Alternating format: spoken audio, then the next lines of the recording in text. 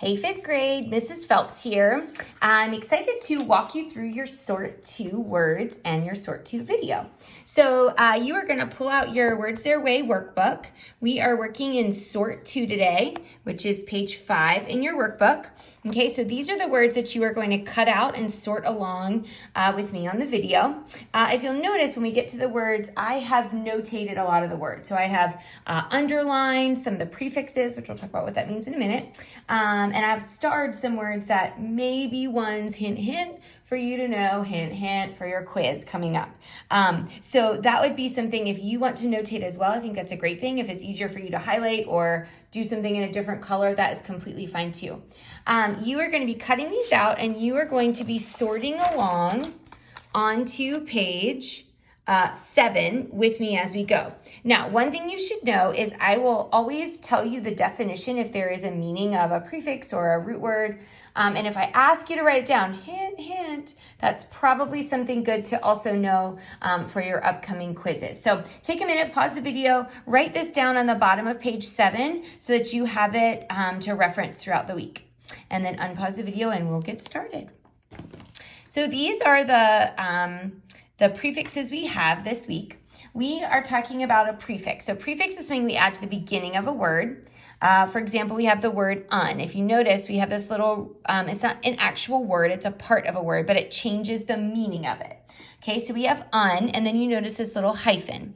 So un is something we can add to the front of a word and it changes its meaning. Now we just wrote down that un means not, okay? So for example, in the word uneasy, we know what easy means, not requiring a lot of effort, very comfortable. If we add un to the front beginning of it, we make a new word called uneasy, which means it is not easy. For example, you might feel really easy about coming to 5th grade, right? You enjoy it, it's comfortable for you, no big thing. You might feel very uneasy, not easy, about going into a 12th grade anatomy class, right? That might be something that is not as easy for you. So let's look at some of the words that we have that use the un prefix, okay? The first word we have is the word untidy. Sorry, I bumped my camera. We have the word untidy.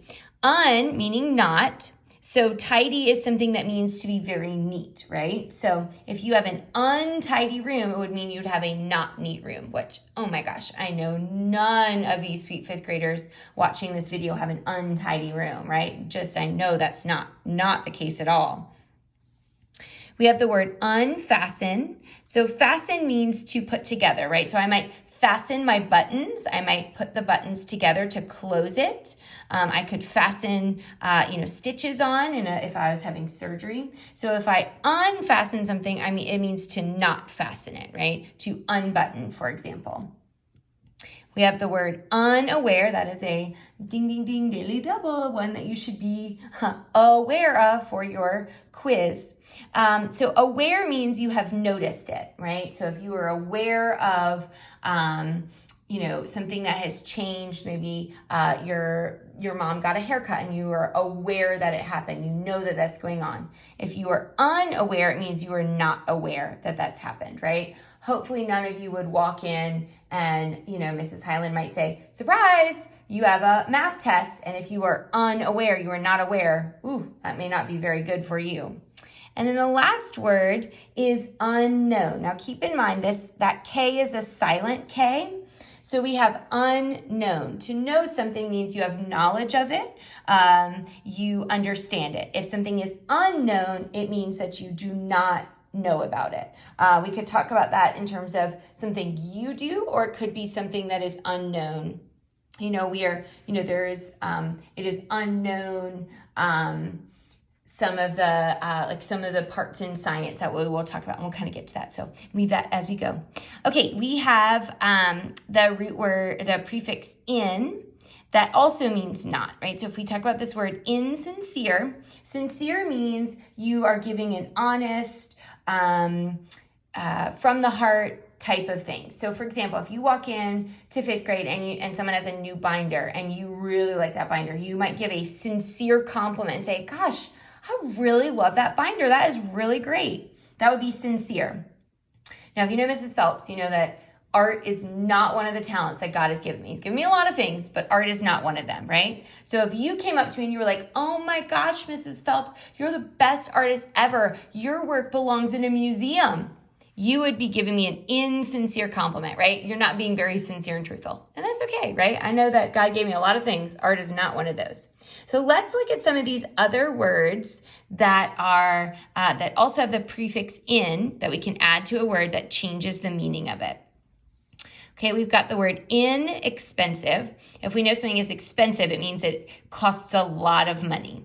Cars would be expensive. Houses would be expensive. If something is inexpensive, it means it is not expensive, right? So I might go and you might think that, oh my gosh, getting a whole big candy bar from the vending machines at school is very inexpensive. It doesn't cost a lot. We have the word invisible, right? Visible means you can see, and actually we'll talk about that root word vis in upcoming sorts, but visible means it's something that you can see.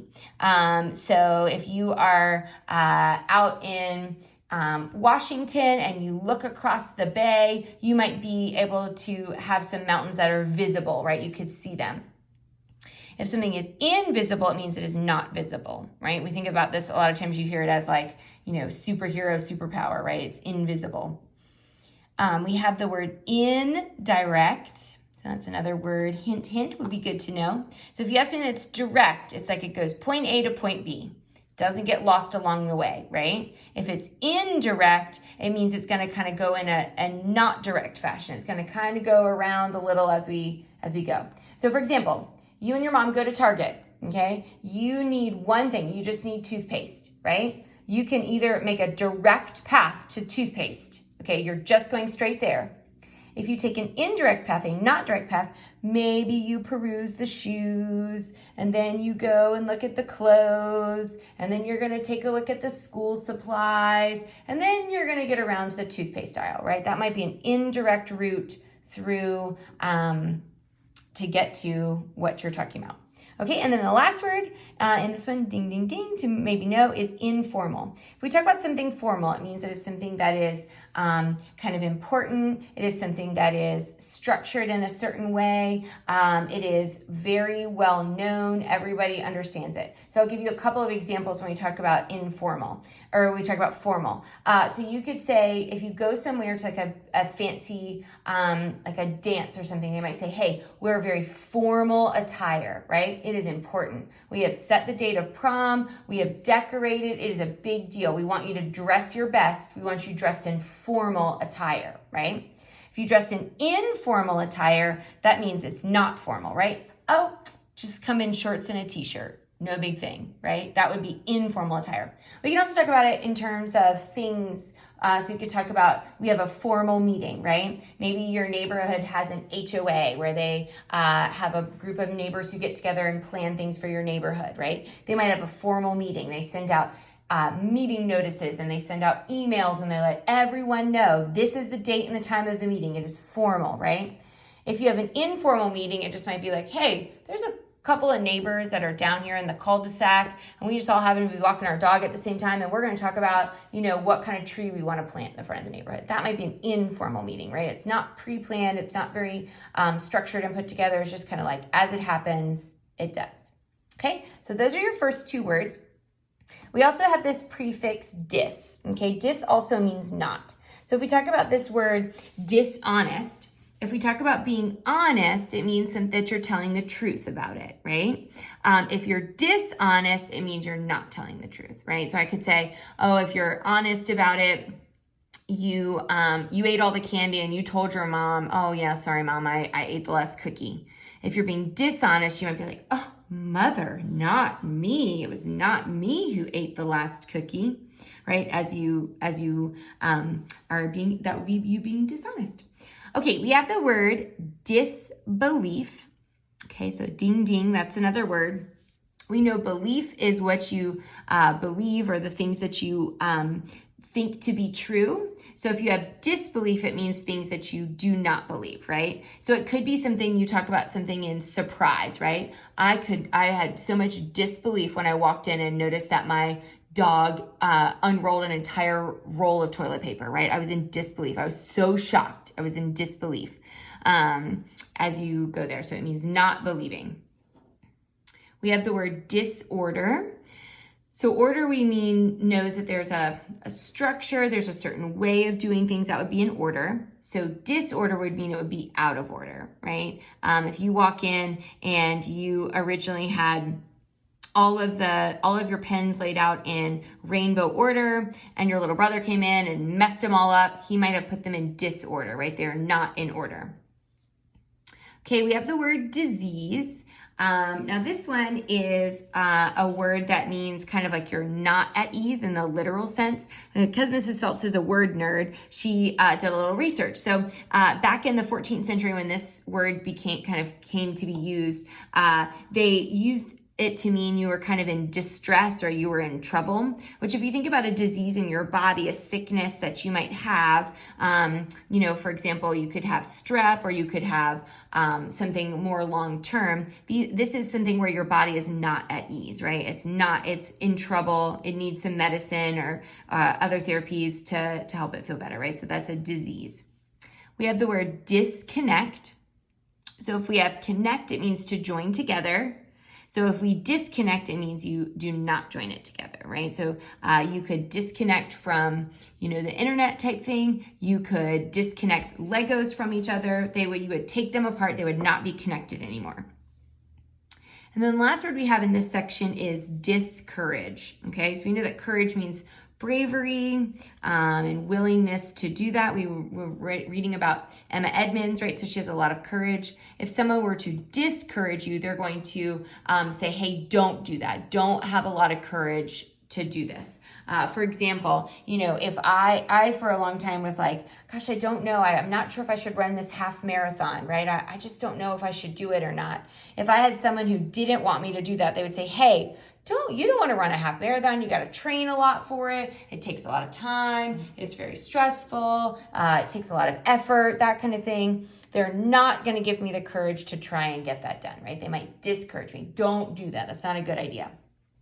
Okay, and the last word we have miss, which means badly or wrongly. I know it's weirdly worded, but that's the actual definition according to the dictionary, badly or wrongly. So for example, if we have the base word spell, if we add miss in front of it, it means we are going to badly or wrongly spell, right? So you might misspell a word or your name. Hopefully not, hopefully in 5th grade not, but you could do that.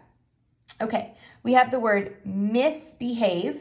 Okay, so to behave means to use good behavior to perform or engage in things that are following the rules. If you misbehave, it means you are going to behave badly, right? You are going to be throwing things at lunch. You're going to be talking when Mrs. Phelps is talking. You are going to be badly behaving.